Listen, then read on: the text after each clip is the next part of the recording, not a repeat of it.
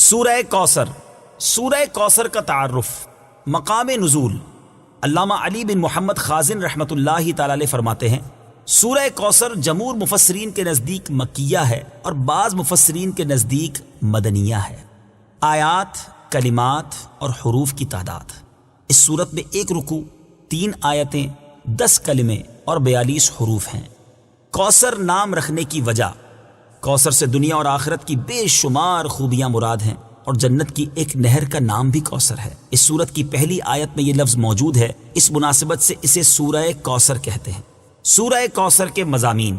اس سورت کا مرکزی مضمون یہ ہے کہ اس میں اللہ تعالیٰ نے اپنے حبیب صلی اللہ تعالی علیہ وآلہ وسلم کی مدحت بیان فرمائی ہے، اور اس میں یہ مضامین بیان ہوئے ہیں۔ نمبر 1، اس کی پہلی آیت میں اللہ تعالیٰ کے اس فضل و احسان کا بیان ہے جو اس نے اپنے حبیب صلی اللہ تعالی علیہ وسلم پر فرمایا۔ نمبر 2، دوسری آیت میں نبی کریم صلی اللہ تعالی علیہ وسلم سے فرمایا گیا کہ اللہ تعالیٰ کے فضل و احسان کے شکریے میں نماز پڑھتے رہیں اور قربانی کریں۔ نمبر 3، تیسری آیت میں فرمایا گیا کہ جو اللہ تعالیٰ کے حبیب صلی اللہ تعالی علیہ وآلہ وسلم کا دشمن ہے وہی ہر خیر سے محروم ہے۔ سورہ ماعون کے ساتھ مناسبت،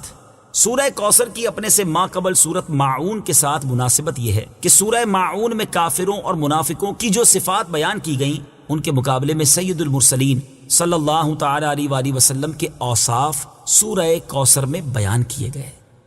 بسم اللہ الرحمن الرحیم۔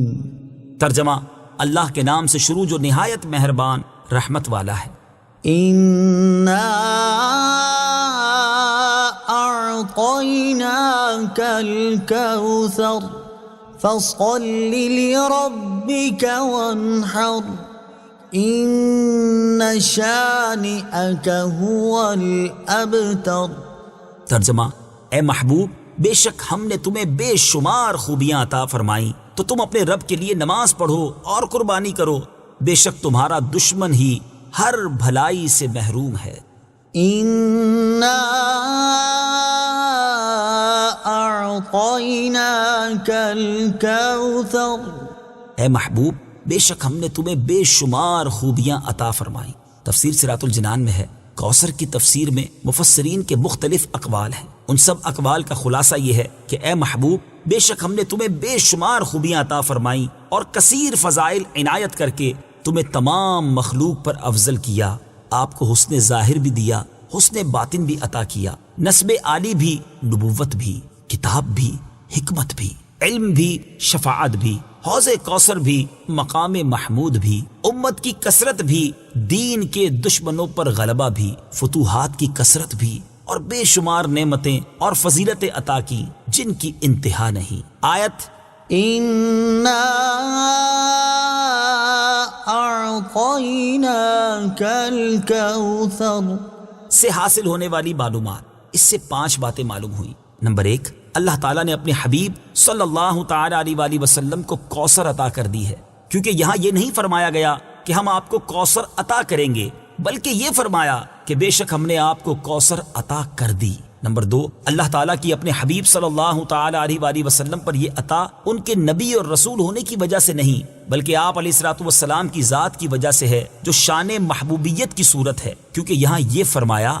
أَعْطَيْنَاكَ، ہم نے آپ کو عطا فرمائی، یہ نہیں فرمایا کہ اعطینا الرسول یا اعطینا النبی۔ نمبر 3، تاجدار رسالت صلی اللہ تعالی علیہ وآلہ وسلم پر یہ عطا کسی عبادت اور ریاضت کی وجہ سے نہیں ہے، بلکہ ان پر یہ عطا اللہ تعالیٰ کے عظیم فضل اور احسان کی وجہ سے ہے، کیونکہ یہاں عطا کا ذکر پہلے ہوا اور عبادت کا ذکر بعد میں ہوا۔ نمبر 4، اللہ تعالیٰ نے آپ کو کوثر کا مالک بنا دیا ہے تو آپ جسے چاہیں جو چاہیں عطا کر سکتے ہیں۔ نمبر 5، سید المرسلین صلی اللہ تعالی علیہ وآلہ وسلم کی مدحت خود رب تعالیٰ فرماتا ہے۔ اعلیٰ حضرت امام احمد رضا خان علیہ الرحمت الرحمان فرماتے ہیں انا اعطیناک الکوثر، ساری کثرت پاتے یہ ہیں، ٹھنڈا ٹھنڈا، میٹھا میٹھا، پیتے ہم ہیں، پلاتے یہ ہیں۔ اور ایک اور جگہ فرماتے ہیں نا، اے رضا خود صاحب قرآن ہے مداح حضور، تجھ سے کب ممکن ہے پھر مدحت رسول اللہ کی۔ فَصَلِّ لِرَبِّكَ وَانْحَرْ،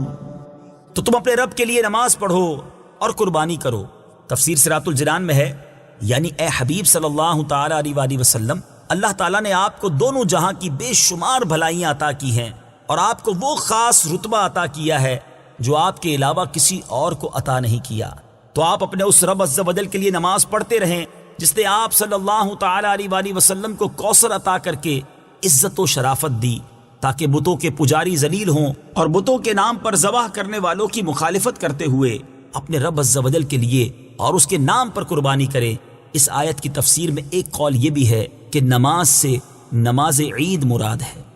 إن شانئك هو الأبتر، بے شک تمہارا دشمن ہی ہر بھلائی سے محروم ہے۔ تفسیر صراط الجنان میں ہے۔ شان نزول، جب سید المرسلین صلی اللہ تعالی علیہ وآلہ وسلم کے فرزند حضرت قاسم کا وصال ہوا تو کفار نے آپ کو ابتر یعنی نسل ختم ہو جانے والا کہا، اور یہ کہا کہ اب ان کی نسل نہیں رہی، ان کے بعد اب ان کا ذکر بھی نہ رہے گا اور یہ سب چرچا ختم ہو جائے گا۔ اس پر یہ سورہ کریمہ نازل ہوئی اور اللہ تعالیٰ نے ان کفار کا بالغ رد فرمایا، اور اس آیت میں ارشاد فرمایا کہ اے حبیب صلی اللہ تعالی علیہ وآلہ وسلم، بے شک تمہارا دشمن ہی ہر بھلائی سے محروم ہے، نہ کہ آپ، کیونکہ آپ کا سلسلہ قیامت تک جاری رہے گا، آپ کی اولاد میں بھی کثرت ہوگی اور آپ کی پیروی کرنے والوں سے دنیا بھر جائے گی۔ آپ کا ذکر ممبروں پر بلند ہوگا، قیامت تک پیدا ہونے والے عالم اور واعظ اللہ تعالیٰ کے ذکر کے ساتھ آپ کا ذکر کرتے رہیں گے، اور آخرت میں آپ کے لیے وہ کچھ ہے جس کا کوئی وصف بیان ہی نہیں کر سکتا۔ تو جس کی یہ شان ہے وہ ابتر کہاں ہوا، بے نام و نشان اور ہر بھلائی سے محروم تو آپ کے دشمن ہیں۔ اعلیٰ حضرت امام احمد رضا خان رحمۃ اللہ تعالی علیہ اس صورت کی تفسیر بیان کرتے ہوئے فرماتے ہیں، عاص بن وائل شقی نے جو صاحبزادہ سید المرسلین صلی اللہ تعالی علیہ وآلہ وسلم کے انتقال پرملال پر حضور کو ابتر یعنی نسل بریدہ کہا، حق تعالی نے فرمایا إنا أعطيناك الكوثر، بے شک ہم نے تمہیں خیر کثیر عطا فرمائی کہ اولاد سے نام چلنے کو تمہاری رفعت ذکر سے کیا نسبت، کروڑوں صاحب اولاد گزرے جن کا نام تک کوئی نہیں جانتا، اور تمہاری ثنا کا ڈنکا تو قیامت تک اکناف عالم اور اطراف جہاں میں بجے گا، اور تمہارے نام نامی کا خطبہ ہمیشہ ہمیشہ اطباق فلک آفاق زمین میں پڑھا جائے گا۔ پھر اولاد بھی تمہیں وہ نفیس و طیب عطا ہوگی جن کی بقا سے بقائے عالم مربوط رہے گی۔ اس کے سوا تمام مسلمان تمہارے بال بچے ہیں، اور تم سب مہربان ان کے لیے کوئی نہیں، بلکہ حقیقت کار کو نظر کیجئے تو تمام عالم تمہاری اولاد مانوی ہے کہ تم نہ ہوتے تو کچھ بھی نہ ہوتا، اور تمہارے ہی نور سے سب کی آفرینش ہوئی۔ اسی لیے جب ابو البشر آدم تمہیں یاد کرتے تو یوں کہتے، یا ابنی صورتن و ابایا معنن، اے ظاہر میں میرے بیٹے اور حقیقت میں میرے باپ۔ پھر آخرت میں جو تمہیں ملنا ہے اس کا حال تو خدا ہی جانے، جب اس کی یہ عنایت بے غایت تم پر مبذول ہو تو تم ان اشقیاء کی زبان درازی پر کیوں ملول ہو، بلکہ فصل لربك وانحر، رب کے شکرانے میں اس کے لیے نماز پڑھو اور قربانی کرو۔ إن شانئك هو الأبتر، جو تمہارا دشمن ہے وہی نسل بریدہ ہے کہ جن بیٹوں پر اسے ناز ہے، یعنی عمرو و حشام رضی اللہ تعالی عنہما، وہی اس کے دشمن ہو جائیں گے، اور تمہارے دین حق میں آ کر بوجہ اختلاف دین اس کی نسل سے جدا ہو کر تمہارے دینی بیٹوں میں شمار کیے جائیں گے۔ پھر آدمی بے نسل ہوتا تو یہی صحیح کہ نام نہ چلتا، اس سے نام بد کا باقی رہنا 1000 درجے بدتر ہے۔ تمہارے دشمن کا ناپاک نام ہمیشہ بدی و نفرین کے ساتھ لیا جائے گا، اور